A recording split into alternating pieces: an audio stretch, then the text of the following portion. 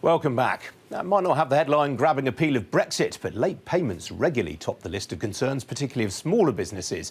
Three-quarters say they fear taking action against a late payment because it might damage a client relationship. With small firms least equipped to handle the problems caused by late payments, what can be done to help them? Well, the Small Business Commissioner Paul Uppal and Greg Carter, CEO of Growth Street, which produced the research, are both with me now. Greg, I'll start with you. What can be done to help these businesses, do you think? Well, fundamentally, we see ourselves working in tandem with Paul. Paul is looking to address the symptom of these problems, and we're looking to try and alleviate them. At Growth Street, we provide flexible revolving lines of credit to small businesses so that if they're faced with late payments, they have a buffer and they can crack on with growth while sorting the problem out. So, Paul, you were appointed in this role 2 years ago. What have you been doing? So I've spoken to about 2,000 small businesses over the last sort of 17 months.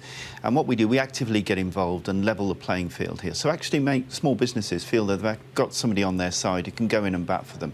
And we've had a variety of cases. And today, at the end of this month, we'll have raised just over £5.25 million for SMEs in terms of invoices they wouldn't have got paid. But it sounds as though, from what this survey is suggesting, that this is still a bit of a cancer in the small business world. It is. It's one of those things, I think you alluded to at the beginning, that people very rarely talk about.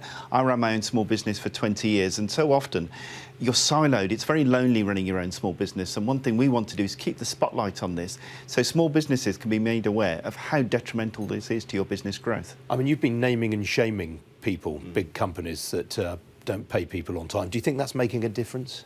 I think it's bringing about a cultural change on this, which is what we want to do. And what I always say is if a large business can make sure they can pay their supply chain on time, why can't all large businesses do that? In essence, we want to actually hold up exemplars as well as highlight poor practice. What's this going to mean for the banks ultimately if these companies aren't being paid on time? I mean, it's really helping along sort of businesses like asset finance and factoring and activities like that, which the banks seem to have sort of walked away from. That's right. We found banks have really retrenched from small business lending, and that's left a real challenge. So since the financial crisis, one of the primary tools for businesses managing these cash flow problems, the bank overdraft, has declined by over 50%. And that's leaving businesses with a choice of either risking losing a client relationship or simply not investing for growth, and that's dragging on productivity. Do you think there are some sectors where this is more pronounced than others, this kind of bad behaviour? I think that's absolutely right, unfortunately. There are some key sectors, particularly in retail, where there's an awful lot of big companies who use small companies as a piggy bank. It's an alternative to going to the bank. Instead, they can put pressure on their supply chains, and they effectively form the funding line.